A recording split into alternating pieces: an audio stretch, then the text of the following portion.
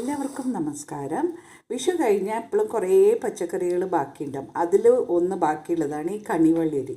ഇതുകൊണ്ട് എന്താ ഉണ്ടാക്കുകയെന്ന് ആലോചിച്ചിരിക്കുമ്പോഴാണ് എനിക്ക് തോന്നിയത് പണ്ട് കാലത്ത് നമ്മളൊക്കെ ഉണ്ടാക്കിയിരുന്ന ഒരു കറിയാണിത്. കണിവെള്ളരി ചക്കക്കുരു മാങ്ങ ഇട്ടിട്ട് നല്ല ടേസ്റ്റി ആയിട്ടുള്ളൊരു ഒഴിച്ചു കൂട്ടാൻ എങ്ങനെയാണ് ഉണ്ടാക്കാമെന്ന് നോക്കാം. കഷ്ണങ്ങളൊക്കെ മുറിച്ചു. ഇനി ഇതിലേക്ക് 1 ടീസ്പൂൺ മുളക് പൊടി, 1 ടീസ്പൂൺ മഞ്ഞൾപ്പൊടി, ആവശ്യത്തിന് ഉപ്പ് ഇട്ടിട്ട് വേവിച്ചെടുക്കും. കുറച്ച് വെള്ളം ഒഴിച്ചിട്ട് വേവിച്ചെടുക്കും. 1 കപ്പ് തേങ്ങ എടുത്ത് അതിൽ കുറച്ച് ജീരകം, നന്നായി വെന്ത കഷ്ണങ്ങളിലേക്ക് അരച്ച തേങ്ങ ചേർക്കും. ഒന്ന് തിളച്ച് കഴിഞ്ഞാൽ ഒരു വറവിട്ട് കഴിഞ്ഞാൽ കറി റെഡിയായി. ഇതിലേക്ക് വറവിടാനായിട്ട് കടുക്, കുറച്ച് ഉലുവ, ചുവന്ന മുളക്, കറിവേപ്പില എല്ലാം കൂടി നന്നായിട്ട് വറവിടാം. കറി റെഡിയായി. ഇതിൽ മുരിങ്ങക്കായും കൂടി ഇടാം കേട്ടോ. പക്ഷേ ഇത് ഇട്ടിട്ടില്ല, ഇവിടെ ഉണ്ടായിട്ടില്ല, അതുകൊണ്ടാണ്. എൻ്റെ സിമ്പിൾ ഊണ് റെഡിയായി. മാങ്ങയും വെള്ളരിക്കയിട്ട കറി എല്ലാവരും ട്രൈ ചെയ്യും. ഈ കറി ഉണ്ടെങ്കിൽ